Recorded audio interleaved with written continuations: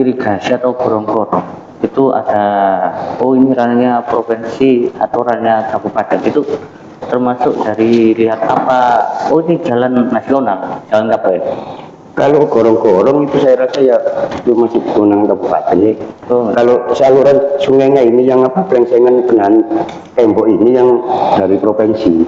Sudah ada masukan dari kita, dari komisi kan, dari kita sudah ada masukan bahwasanya daerah sini itu yang memang kewenangannya di situ. Kalau kita bicara sungai, ada kewenangan provinsi, juga ada kewenangan pusat. Kalau rumah saya kan di wilayah pegunungan, yang saya rasakan di sana bukan banjir, tapi bencana alam, longsor, pas di sana paling banyak sama cuaca ekstrim. Kalau sebetulnya kebanyakan longsor itu disampaikan tadi sama Mas Gaji Huda, itu memang perlu kita antisipasi terkait masalah TPT pelengsengan.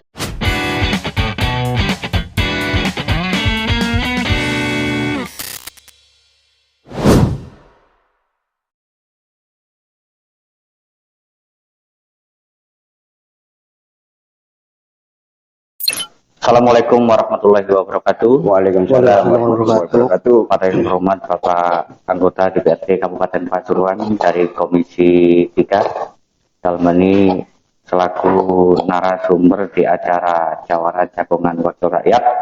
Yang jelas pada kesempatan siang hari ini kita akan membahas cuaca ekstrim yang berada di wilayah Kabupaten Pasuruan. Kita ketahui bersama 3 narasumber pada siang hari ini. Yang pertama ada Bapak Mujanggi. Sehat Pak Mujanggi ya? Alhamdulillah sehat. Alhamdulillah. Juga yang di sebelah kanan saya ada Gus Muhammad Aminuddin dari pengasuh Pondok Pesantren Samsul Arifin Bogor. Dan di sebelah kanan tersendiri ada Abah Haji Huda dari fraksi PKB. Baik sahabat Potret Media dimanapun Anda berada, pada kesempatan siang hari ini di mana cuaca ekstrim yang kemarin-kemarin telah melanda di wilayah Kabupaten Pasuruan, tentunya ini menjadi sesuatu atau menjadi tanggung jawab bersama bagaimana cuaca ekstrim telah menimbulkan terjadi berbagai itu banjir dan juga menyebabkan gorong-gorong di wilayah Pasuruan sehingga tidak bisa stabil. Untuk itu, untuk bagaimana cuaca mengantisipasi cuaca ekstrim yang terjadi di Kabupaten Pasuruan, dari Komisi 3 yang sering terjadi banjir. Apa ini memang dari hujannya yang terlalu ekstrim, atau memang ada faktor dari gorong-gorong itu sendiri yang kurang lebar, atau memang ada sandatan-sandatan dari sampah-sampah yang mungkin di masyarakat itu menumpuk. Betul Pak Dewan ya? Untuk itu kami persilakan pada yang terhormat Bapak Mujanggi, mungkin ada pandangan-pandangan selaku Dewan atau terobosan untuk mengantisipasi cuaca ekstrim biar tidak terjadi hal-hal yang mungkin berdampak kepada masyarakat Kabupaten Pasuruan. Pada beliau kami persilakan. Terima kasih kepada Mas Sasono dan sahabat media. Kita objektif dan semakin besar di wilayah Pasuruan banyak sungai yang sangat berdangkal dan banyak titik-titik yang sudah kami sudah kami di Komisi 3 untuk normalisasi, tapi dengan kendala satu, alat berat tidak bisa menjangkau karena banyak sungai-sungai di pedesaan. Atur nuwun. Gus, apakah faktor gorong-gorong kecil dengan cuaca ekstrim yang hujan di belakangan ini yang sudah tercatat di BMKG sudah memberikan warning kepada masyarakat Pasuruan untuk hati-hati dengan itu. Apalagi kalau di wilayah utara sendiri hujannya jarang, tapi dari wilayah selatan kadang-kadang banjir. Ya, ini juga menimbulkan dampak kepada masyarakat di wilayah utara kurang baik. Apakah memang gorong ini perlu dibesarkan atau memang ada faktor-faktor yang lain menyebabkan banjir itu menjadi besar? Monggo, Bos. Siap, terima kasih Mas Tarsono. Berbicara tentang banjir itu sebetulnya sudah beberapa kali atau sudah ada penanganan sebetulnya dari pemerintah Kabupaten Pasuruan, tapi memang kalau melihat curah hujan yang seperti itu dan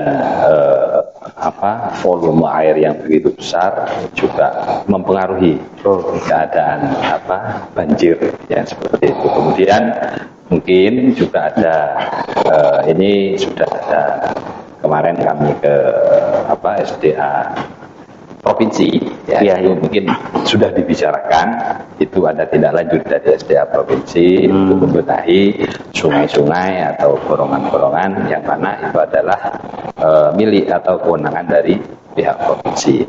Itu ada agenda atau pembenahan di khususnya ya sungai untuk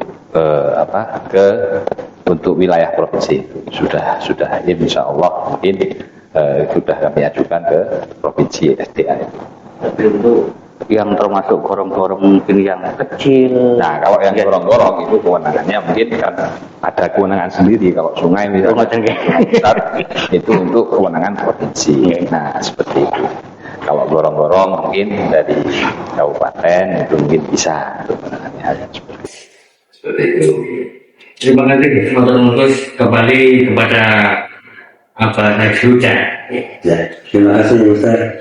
Sebelumnya saya mau kenalkan diri dulu.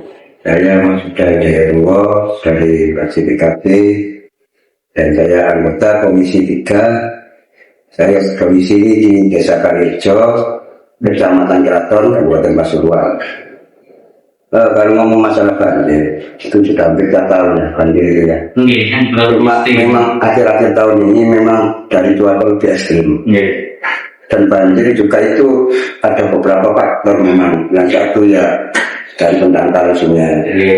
Kemarin SDA-TR Provinsi juga sudah menangani terkait normalisasi.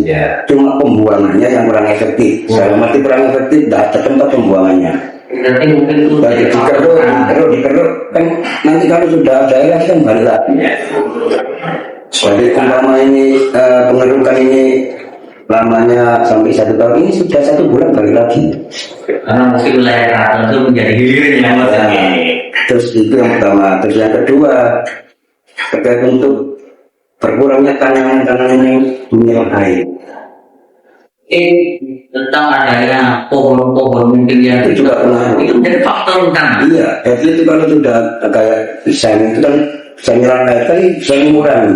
Jadi lajunya aja kan nggak langsung masih lari-lari ke pohon itu. Terus yang paling kita juga sampah sebenarnya. Itu juga. Terus pelengsengan itu ya kayak PBT pelengsengan di sungai. Itu kapan hari itu di daerah Bendungan itu pernah pohon apa itu pring bambu Banyak yang menyatu. itu jatuh ke rumahnya orang ya gara-gara pelengsengannya nggak ada itu ya karena banjir itu sudah banjir dari atas itu curah hujannya tinggi, air waktu pasang juga itu yang jadi masalah kan. Jadi memang kalau sungainya sih saya pernah telusuri ya dari laut masuk ke keraton itu saya rasa sudah besar kok sungainya. Tidak penuh untuk sungainya. Cuma yang dari tengah, yang dari tengah ini yang bermasalah. Jadi wilayah Purwokerto apa Pasuruan pakai tengah kata-kata itu ya. Iya daerah itu Subur itu. Desa Subur itu yang bermasalah. Sering apa ya? Kayak lingkungan ini kan ada pelanggaran itu yang rawan jebolan itu yang banjir itu. Tapi menjadi faktor utama salah satu bagaimana banjir itu meluber hingga ke rumah warga. Kita juga berupaya sudah mengajukan untuk pelengsengan, untuk penahan juga sudah, cuma memang kewenangan dari provinsi kita juga nggak bisa apa-apa kan gitu. Termasuk tentang irigasi atau gorong-gorong itu ada ini ranahnya provinsi atau ranahnya kabupaten itu termasuk dari lihat apa ini jalan nasional, jalan apa ya? Kalau gorong-gorong itu saya rasa ya itu masih kewenangan kabupaten ya. Kalau saluran sungainya ini yang pelengsengan penahan tembok ini yang dari provinsi. Macam deh. Iya, saya rasa kalau dari sungai ini sudah meluber, ya ini juga tidak mampu. Dan terjadi balik airnya ke pedesaan perkampungan gitu. Kalau sudah airnya ini over gitu. Kalau sudah over ya ini jalan saya rasa gorong-gorong untuk di tiap daerah ini. Jadi yang bermasalah memang sungai besarnya ini, sungai penampungnya ini. Jadi memang Komisi 3 sudah berupaya semaksimal mungkin koordinasi dengan SDA provinsi maupun kabupaten bagaimana untuk menyikapi manifestasi penanggulangan Mas Bujangking ya mudah-mudahan jalan satu-satunya ya jembatan embung menjadi embung. Kalau sudah buat embung paling tidak kan air itu ada barometernya, masuk ke embung keluarnya kan bisa step by step kan mengurangi volume itu tadi ya. Mungkin itu solusi salah satunya itu. Kapan hari kita kan sudah ke provinsi atau ke mana, ke pusat BWS Batas itu sebetulnya sudah ada masukan dari kita, dari komisi kan, dari kita sudah ada masukan bahwasanya daerah sini itu yang memang kewenangannya di situ. Kalau kita bicara sungai ada kewenangan provinsi, juga ada kewenangan pusat. Seperti itu, tidak serta-merta kita kabupaten bisa menangani, tidak, kita hampir sama dengan jalan itu tadi.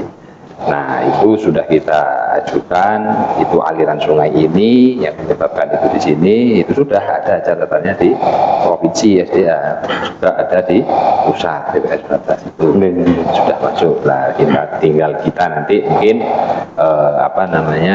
mendorong pihak provinsi dan pusat untuk segera menangani itu. Seperti itu. Jadi sebagai anggota Dewan di Komisi 3 berharap apa yang telah dikomunikasikan kepada provinsi ataupun legislatif yang tadi DPW mungkin ini juga bisa dapat realisasi sehingga apa yang terjadi di Kabupaten Pasuruan ini dapat teratasi sehingga tidak menjadi salah satu yang menjadi resah masyarakat. Baik, sahabat Potret Media dimanapun Anda berada, kembali kepada Mas Bujangking, politisi muda PDI Perjuangan. Begini Mas, 3 tahun atau tahun 2006 ya, cuaca ekstrim untuk di wilayah selatan, tentunya wilayah Tutur, Tosari, ini terjadi termasuk musibah, tanggap darurat bencana cukup besar.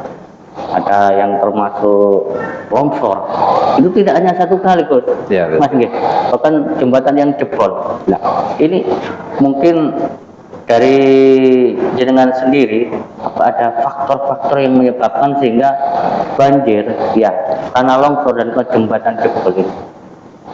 Akibat itu disebabkan dari akibat apa?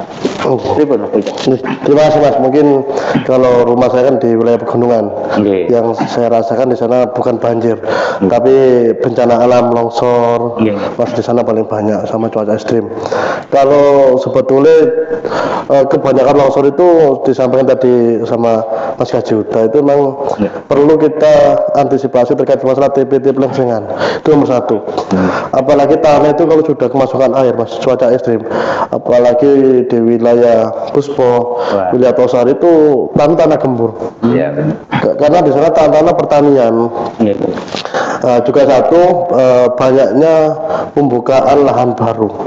Itu perlu dievaluasi. Kalau memang di situ tidak bahaya atau tidak rawan dengan mengakibatkan bencana, itu tidak apa-apa lah dimanfaatkan untuk masyarakat. Bagaimanapun kan untuk kebutuhan dan pendapatan masyarakat daerah pegunungan.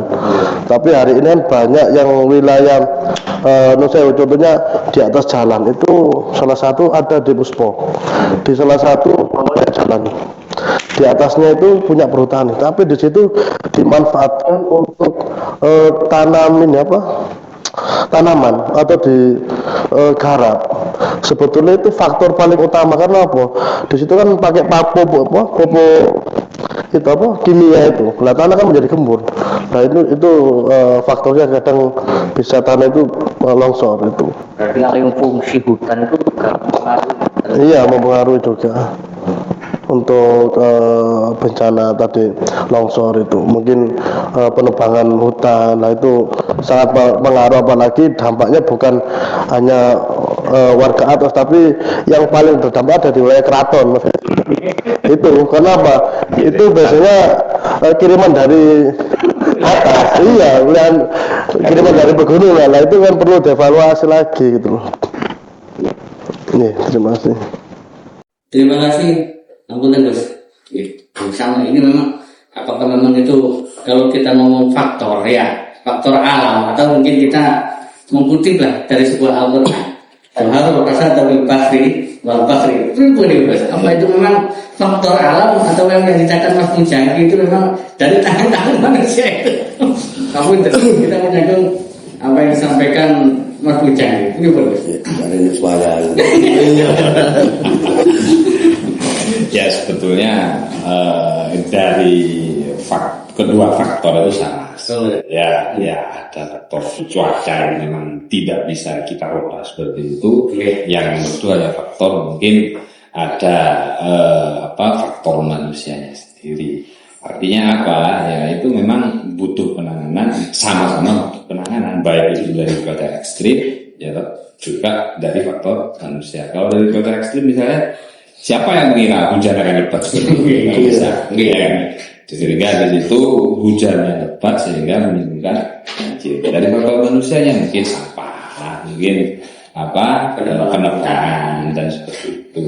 Ya kita memang perlu ditangani. Ya jangan hanya duduk pakai ini, jangan hanya mengeluh. Ya kita tangani apa penyebabnya, cari penyebabnya. Setelah ketemu penyebabnya, solusinya apa, baru bisa diatasi. Seperti itu. Ya, seperti itu. Jadi memang terjadinya tanah longsor dan banjir itu kan tadi sampaikan jenengan. Iya, seperti itu. Oke. Intinya apa? Ya kita seriusi cari penyebabnya dan selesaikan sama-sama. Dan selesai. Ya.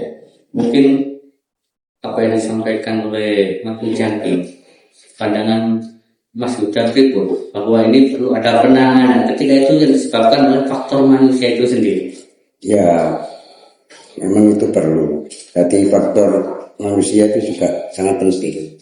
Perlu adanya kompakan di daerah yang sering terdampak longsor itu. Paling tidak bisa saling menjaga. Nah, contohnya menjaga dari pihak-pihak tertentu yang mau ngebang, rusak. Itu paling tidak kalau warga setempat itu sudah kompak, terus bareng-bareng mencegah, saya yakin tidak akan terjadi penebangan. Karena penebangan itu juga sangat vital sekali, risikonya itu sangat besar itu untuk kelongsoran itu. Karena untuk tanah kan tidak ada akar, kan tidak bisa ketahan. Kan tahanannya kan dari akar-akar pohon ini, kan gitu kan. Sapan airnya.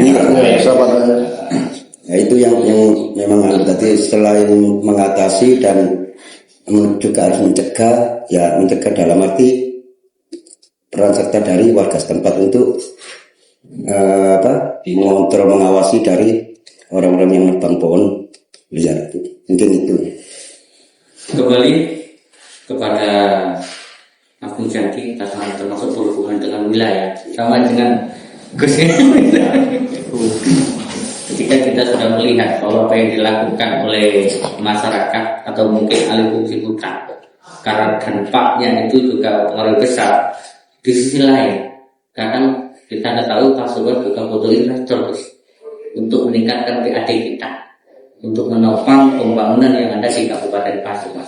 Ini memang dua sisi yang sulit. Apa kita harus cegah, di sisi lain memang kita butuh PAD. Apa kita menjaga Mas atau memang kita biarkan pembiaraan untuk jenengan sebagai Mas Mujahid punya Terima kasih. Mungkin kalau investasi itu emang peningkatan PAD Mas, apalagi menyerap lapangan kerja, pendapatan. Tapi perlu dievaluasi biar tidak ada dampak yang negatif. Investasi kan orang kira kan dampaknya positif lah. Itu perlu dievaluasi. Yang penting tidak sampai merusak alam. Itu yang penting, tidak sampai merusak alam. dan jangka waktu jangka panjangnya itu bermanfaat untuk masyarakat, dan jangan sampai kata Mas Kaji tadi merusak alam, dan alam itu kan butuh filter tadi. Biasa tanah kalau di wilayah daerah Puspo ya, daerah rumah saya kan paling terpencil. Di sana kan tanah itu kan milik kami. Nah sehingga di situ kan kalau tidak banyak pohon, itu air dari atas turun ke bawah. Nah itu kan banyak. Kalau banyak mungkin di bawahnya buat tanaman sayuran, tapi tetap kan harus ada pohon untuk biar akarnya itu bisa menahan, biar tidak tanah itu langsung air tidak langsung ke bawah, biar ada penyaringnya itu. Jadi ketika di Komisi 3 untuk menanggulangi hal-hal yang mungkin dampak yang nanti juga membuat keresahan masyarakat, tentunya warga yang berada di dataran tinggi, apa yang disampaikan oleh Mas Janti, bagaimana sistem komunikasi kita dengan pemerintah kabupaten? Apakah kita akan mementingkan dari PAD itu sendiri, atau memang akan mengorbankan, bukan mengorbankan ya, dampak itu akan membawa dampak yang tidak baik kepada masyarakat khususnya. Kita berbicara PAD penting, sama pentingnya dengan kita berbicara kemanusiaan, sama pentingnya ketika kita berbicara masyarakat, sama-sama penting. Ya seperti kata tadi, seandainya di satu sisi di situ kita ada investor atau kita di situ memberikan manfaat kepada Kabupaten Pasuruan, juga harus memberikan manfaat juga kepada masyarakat. Ya misalnya satu contoh, misal mau ada investor mau misalnya itu yang bisa meningkatkan di Kabupaten Pasuruan. Ya bagaimana juga lingkungan itu bisa bisa bagus, bisa terhindar dari hal-hal yang tidak bisa kita inginkan. Misalnya nanam pohon besar gitu ya Mas ya. Kira-kira di situ tidak ada banjir dan tidak ada longsor. Jadi tidak bisa kita bilang satu yang penting, yang satu tidak penting. Tidak, dua-duanya sama penting. Tapi kita semua sama-sama dibutuhkan oleh pemerintah Kabupaten Pasuruan. Seperti itu. Kembali sahabat proses media di mana berada, itu tadi bagaimana dari ketika legislatif Komisi 3 DPRD Kabupaten Pasuruan yang memberikan pemaparan sekaligus dampak-dampak yang akan dialami oleh masyarakat, juga ada bagaimana sistem itu sama-sama diuntungkan, baik itu oleh masyarakat juga pemerintah Kabupaten Pasuruan. Bagaimana menyadarkan masyarakat kalau ini ada juga kebutuhan masyarakat, juga ini kebutuhan juga pemerintah daerah. Sistem harus bercara modal pendekatannya bagaimana. Kalau mungkin panjenengan dari pemerintahan sedangkan untuk menyadarkan masyarakat itu supaya ketika itu mungkin ada alih fungsi hutan, tapi masyarakat tidak komplain tapi menerima. Terus dengan tadi berarti kita kan butuh tenaga kerja. Berarti langkah-langkah mungkin supaya masyarakat itu sadar kan? Ya, kalau menurut saya simpel aja sih. Masyarakat itu meskipun tidak diomong bisa sadar dan bisa menerima kalau ini tidak berdampak langsung kepada warga setempat. Yes, salah satu contoh ya tentang kutip ya. Kan ada satu itu kan, yang sekarang diperdebatkan. Itu memang dampaknya juga sangat banyak itu. Jadi saya rasa kalau memang tidak ada dampak dari investor untuk menanam atau membuka usaha di Kabupaten Pasuruan dan tidak ada ke warga sekitar dan umumnya di Kabupaten Pasuruan, saya rasa lebih mudah untuk mengajak, mengomongnya atau menerima warga.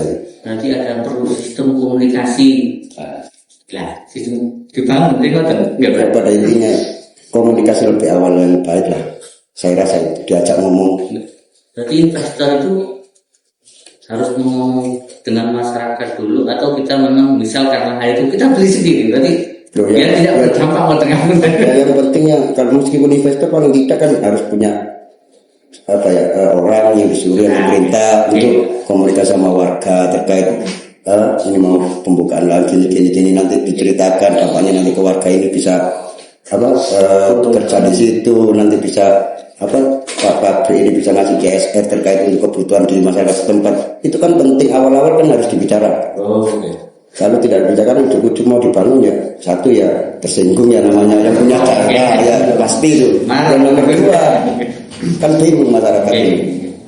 Nanti kali udah bukan rahasia umum lagi, pabrik sekarang sudah bukan daerah-daerah yang di sekitar itu ya, jadi pegawainya gitu banyak kan dari luar, itu sudah jadi sudah tertanam ya pikiran warga-warga Pasuruan ini ya. Makanya kalau sudah saya ajak komunikasi lebih awal, saya kira lebih enak nanti, lebih gampang lah, lebih mudah untuk meneruskan program-program dari investor itu mungkin. Begini Mas Bujandi, mungkin ke Dina, apakah selama ada fungsi misalnya di Puspo, Nawacasa sebagai anggota Dewan Komisi 3 yang membidangi lingkungan hidup juga, apakah pernah diajak komunikasi bagaimana untuk menyatakan, karena kita punya anggota dewan, kadang-kadang investor itu lebih percaya anggota dewan, terus, yang karena sebagai wakil rakyat, ya. Haruskah kita memang kesampingkan rakyat, atau kita tadi di awal harus investor? Jadi ini terlalu jauh. Pernah nggak investor mengajak bicara jenengan untuk mengumpulkan warga, diajak komunikasi bagaimana nanti dampaknya ini, ya. Tapi masyarakat nanti kebaikannya, pernah dari investor itu yang datang ke jenengan untuk mengajak kepada masyarakat sebagai bentuk komunikasinya?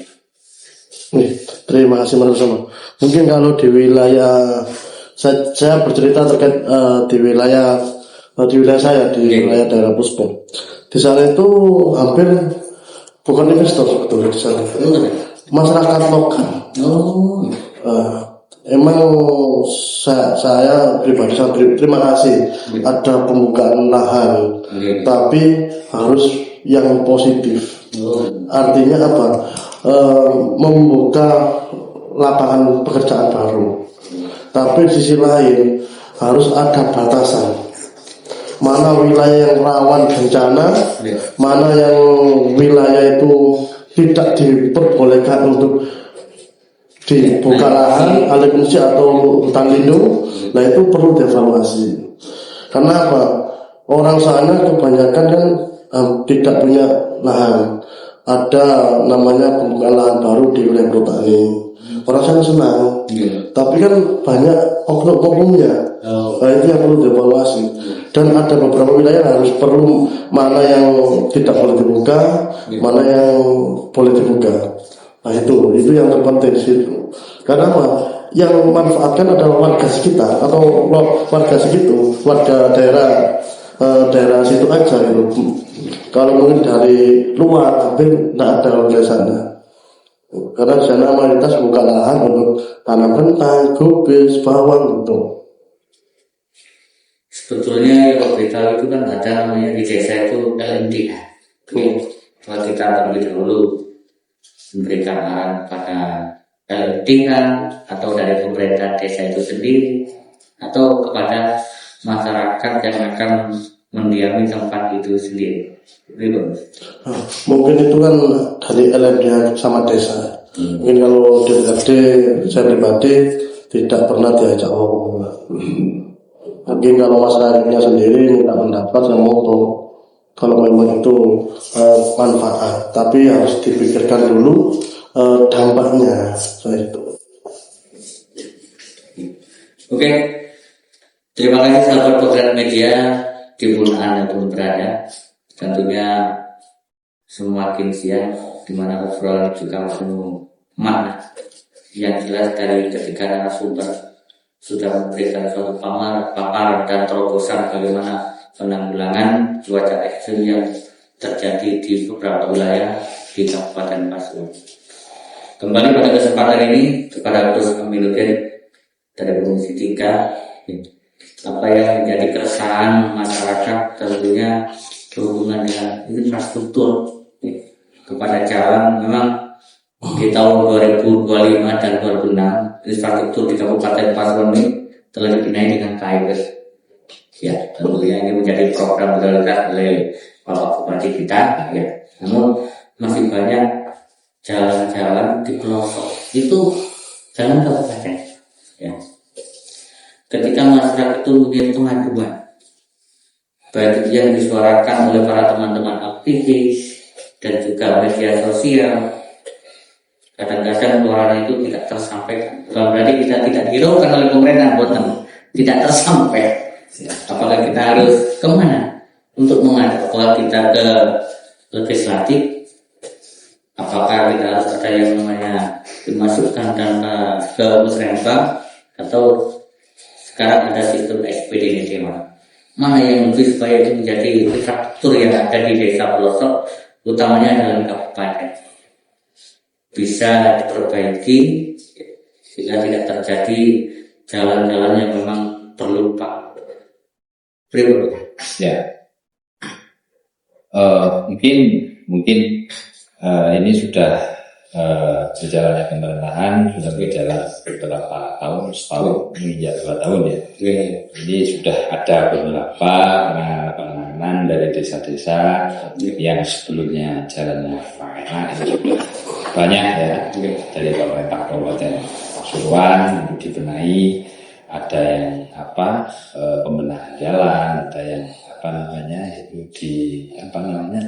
di blok itu kemudian cara penanganannya bagaimana? Banyak jalan sebetulnya, baik itu dari desa itu banyak usulan masukan ke desa, tidak apa-apa, atau langsung ke dinas itu juga tidak apa, tergantung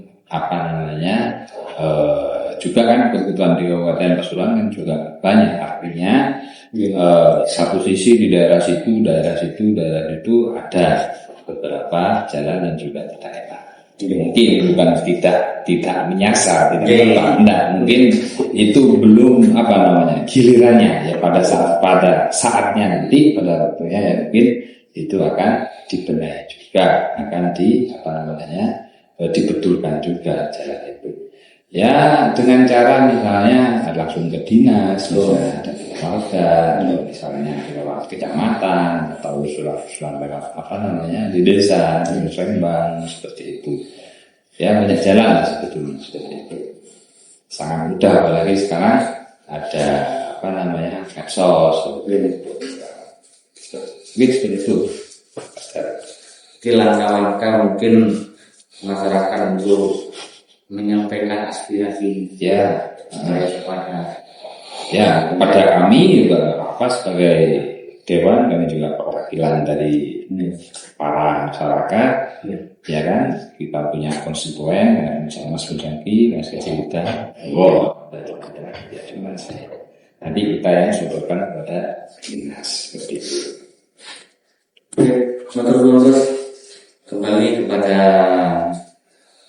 Mas Buta, ternyata kita terkait infrastruktur, kalau dari kita sebagai anggota DPR atau dari Komisi 3, kalau saya pribadi sih saya tiap tahun yang memang di situ ada aplikasi SIPD.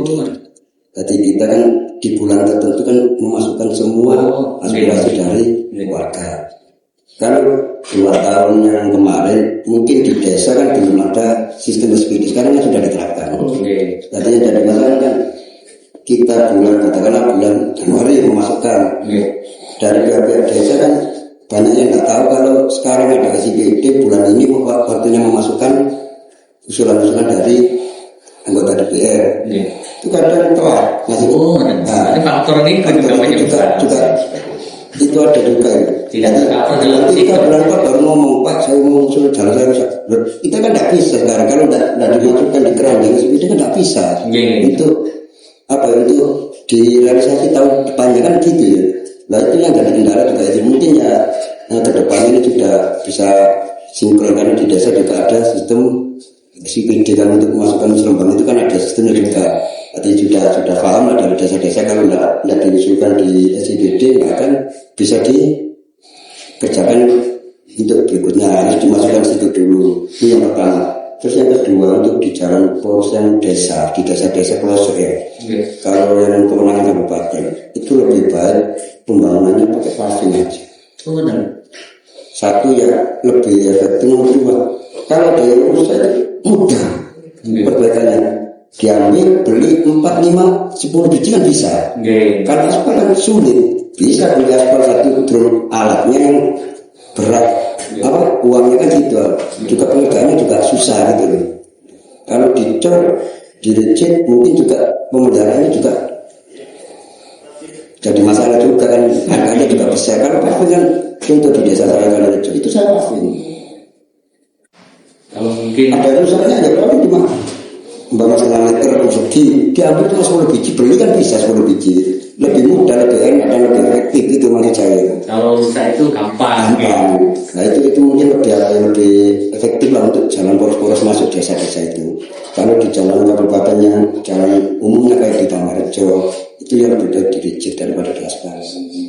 Ya alhamdulillah sekarang pembangunan untuk jalan-jalan di Tamarjo sampai Ngabar itu sudah diperbaiki semua, tinggal sedikit penanganannya itu. Ya memang butuh waktu, jalannya sekabupaten kan berapa ratus kilo kan gitu kan totalnya. Sedangkan pemerintah sendiri terbentur sama anggaran juga kan gitu. Banyak efisiensi yang dari instruksi dari pusat dan juga tadi masalah juga gitu. Intinya dari kita tidak akan berhenti untuk selalu mengusulkan kalau memang belum dikerjakan, itu aja dari kita. Mungkin ada tambahan nggak? Kadang-kadang faktor ya aspal itu tidak sampai boleh mengatakan kita seumur jagung.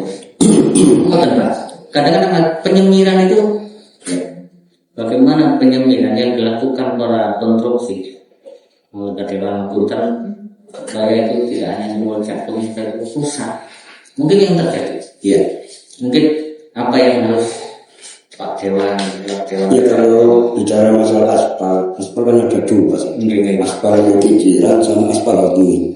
Kebanyakan yang sebelum jagung hancur kan aspal yang kikiran itu yang dikejar-kejar terus nggak ada berat itu lah. Kayak hotmi kan memang alatnya juga beda, dari bahannya juga lain kan. Terus yang kedua mungkin dari saluran air. Faktor tadi iklim yang banyak juga mengaruhi. Kalau drainase ini tidak ada, terus atau drainasenya lebih tinggi dari jalannya, otomatis kan air nggak bisa keluar dari jalan ini, kan menggenang di jalan. Itu aspal karena air itu musuh. Sudah rusak. Cepat rusak. Kalau sudah lubang dikit, ya jangan harap bisa lama. 1 minggu tak bisa lama besar. Itu bukan faktor konstruksi tadi, bukan gitu. Memang dari faktor tadi ada juga. Kalau ngomong bahasa dari faktor konstruksi, ya saya tidak bisa ngomong ya. Masalahnya kan semua yang mengerjakan kan beda-beda. Kita sendiri tidak bisa ngomong semuanya jelek kan tidak bisa. Yang mungkin kita bicara secara umum aja lah. Berarti dari faktor mungkin jangan pakai pikiran lah. Kalau pakai pikiran nantinya di dalam masuk sedikit-sedikit dari pemeliharaan itu mungkin. Kalau yang pengerjaannya pakai dalam ya lebih baik ini dan lebih baik lagi pakai rigid. Itu lebih kuat itu rigid. Sudah banyak lah di Rembang caranya itu masih bagus semua saya lihat itu. Kalau sebenarnya segitu itu memang cuma ya kalau pakai rigid anggarannya lebih besar memang. Jadi agak lama juga nanti bertambah lama nanti untuk penanganan di semua wilayah kabupaten. Baik, terima kasih Pak Yuda. Kembali kita kepada Mas Muzanti. Sebenarnya kita masih di infrastruktur. Bagaimana untuk mewujudkan pemerataan di Kabupaten Mas-Pur. Karena kadang-kadang dari wakil rakyat sendiri yang diambil itu beda di komisi. Menyikapi bagaimana infrastruktur itu yang rusak bisa diperbaiki. Terima kasih Mas. Mungkin kalau terkait masa pemerataan kan kita beda komisi kadang, cuma bisa kita lintas komisi, saling tukar pendapat dan saling sharing terkait masalah pemerataan. Mungkin kan hari ini terkendala terkait efisiensi anggaran, banyak anggaran yang dipangkas oleh pusat sehingga juga ya ada pengurangan. Contohnya di daerah pegunungan. Emang saya menambahkan dari Mas Yudha tadi, aspal itu emang paling anti dengan air. Pengalaman di salah satu mungkin pernah namanya di Desa Kronto. Desa Kronto itu habis diopin dapat berapa bulan, air itu lewat di bawah aspal, sehingga aspal itu lempel, lupas aspal itu.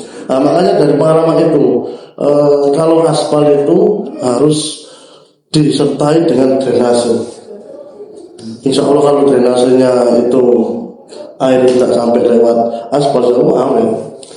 Cuma kan hari ini kan kalau di wilayah pegunungan dan wilayah bawah itu kan beda cuacanya. Kalau sana kan rawan hujan dan cuaca dingin, sehingga kalau aspal itu emang terkait masalah banjir kan biasanya lewat di aspal itu. Cuma kalau di paving di sana itu rawan dengan lumut, licin. Cuma rawannya kan licin. Nah, cuma kalau paving itu bertahan sampai 10 tahun kan itu Mas Haji ya, sampai 10 tahun. Cuma kalau ada hot mix, drainasenya diperbaiki atau tidak dibikinkan drainase, lah itu ya percuma. Contohnya di wilayah, alhamdulillah hari ini insya Allah tahun ini ada perbaikan jalan di wilayah Puspo. Saya pesan ke masyarakat, kalau sudah dibangun oleh pemerintah, marilah kita rawat. Masyarakat merawat apa? Terkait masalah kita buatkan drainase dulu secara manual, secara pakai cangkul, dan diusahakan ya 1 bulan 2 kali lah untuk gotong royong membuat drainase itu. Karena itu bentuk merawat kita. Jangan sampai kita dikasih jalan enak, setelah itu tidak kita rawat ya 1 tahun aja sudah rusak. Kan itu Mas. Mungkin faktor-faktor tadi kalau di paving ya, itu faktornya paving itu akan licin belum ya. Tapi kalau kita ke aspal, kadang-kadang aspal itu airnya di bawah.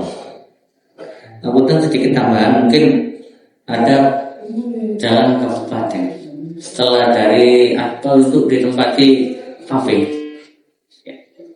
Apa itu akan jadi masalah atau memang tidak masalah kalau memang masyarakat yang pemerintah yang mengerjakan. Tapi kadang-kadang di pemerintahan desa, di salah satu maupun pemerintahan desa itu tanah kabupaten, jalan kabupaten itu langsung di paving. Apa itu jadi masalah? Pripun? Untuk wilayah desa yang maaf ya. Memang kan ada wilayah-wilayah sendiri, provinsi sama kabupaten sama desa, penanganannya sendiri. Emang kalau wilayah pegunungan itu paling bagus sebetulnya di paving atau di cor Mas Haji ya. Di cor itu lebih kuat, tahannya pasti lama. Kalau hot mix aja 1 tahun itu paling lama udah pasti hancur. Apalagi hot mix itu kalau sudah dikit rusak, cuma semakin lama semakin membesar itu. Terima kasih sahabat Potret Media di Anda pun berada. Tanpa terasa hampir 1 jam kita jagongan yang penuh bermakna ini. Tapi mungkin belum saya akhiri. Gus, mungkin ada nggak yang perlu disampaikan bagaimana untuk antisipasi cuaca ekstrim ini, masyarakat tidak terdampak, untuk berhati-hati. Mungkin ada pesan-pesan yang disampaikan kepada masyarakat Kabupaten Pasuruan. Ya, terima kasih. Mungkin ya sangat sederhana sebetulnya. Jaga lingkungan di sekitar kita, ya, jaga kebersihan di sekitar kita. Kita awali dari kita diri sendiri, ya, ke keluarga kita, akhirnya ke lingkungan kita dan masyarakat luas kita. Introspeksi kita awali dari kita sendiri, jaga kebersihan, buang sampah pada tempatnya, dan menjaga apa yang sudah ada di depan kita. Sudah, itu saja sebetulnya. Kita tularkan kepada keluarga kita. Ketika keluarga kita sudah selesai, ya kita tularkan lagi kepada lingkungan kita, dan begitu juga seterusnya, sehingga apa menjadi dampaknya itu akan terasa bagi kita. Kita tidak banjir lagi, tidak longsor. Kita jaga lingkungan kita, baik itu sungai, baik itu hutan, pohon, ya, dan lain-lain. Kita harus jaga. Kalau kita berbicara Islam, ya Islam itu juga ada hal-hal yang seperti itu. Menjaga lingkungan itu merupakan kewajiban bagi kita sendiri. Mungkin dari Abah Haji Huda yang perlu sampaikan.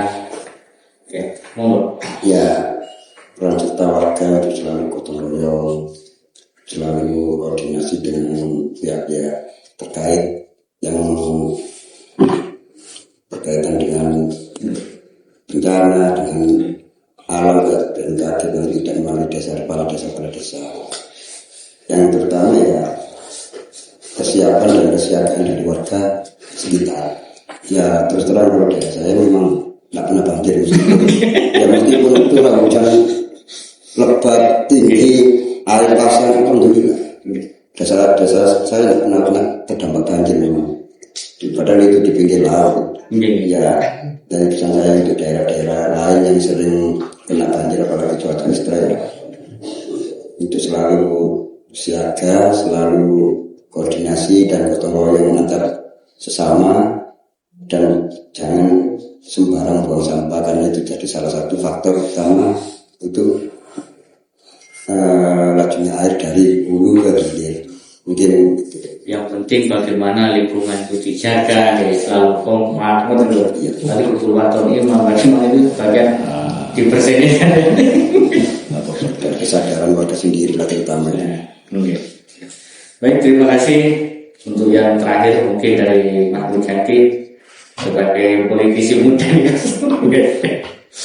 yang melenggang di parlemen, ya, mungkin menjadi harapan masyarakat, mungkin didapili apa yang perlu sampaikan, karena di sana juga dampak banjirnya juga ekstrim. Mungkin perlu sampaikan baik kepada sahabat potret media maupun kepada masyarakat Kabupaten Pasuruan, khususnya yang berada di wilayah Tutul, Kosari, dan monggo.